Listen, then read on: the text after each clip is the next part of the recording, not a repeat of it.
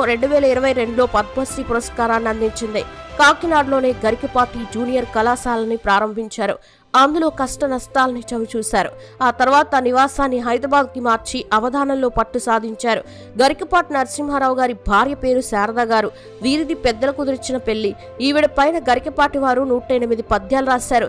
గలగలా నవ్వుతూ శారద ముఖంబు చూడా అనే కవిత రాశారు. ఇక వీరికి 2 కుమారులు. వారిలో పెద్ద కుమారుడికి శ్రీశ్రీ అని పేరు పెట్టగా రెండో కుమారుడికి గురజాడ అని పేరు పెట్టారు. పెద్ద కుమారుడు హోటల్ మేనేజ్మెంట్ పూర్తి చేసి ప్రముఖ సంస్థల్లో ఉన్నత హోదాలో ఉన్నారు. చిన్నబ్బాయి గురజాడ తండ్రి బాటలోని పయనిస్తున్నారు. భక్తి మార్గంతో పాటు జ్ఞాన సంపత్తిని పంచుకున్న గరికపాటి నరసింహారావు గారు మరెన్నో అవార్డులు సాధించాలని మనం కూడా కోరుకుందాం. మరి గరికపాటి నరసింహారావు గారి మీద మీ అభిప్రాయం ఏంటనేది కామెంట్ సెక్షన్ లో కామెంట్ చేయండి. వీడియో నచ్చితే లైక్ చేయండి, షేర్ చేయండి, ఛానల్ ని సబ్స్క్రైబ్ చేసుకోండి. Thanks for watching.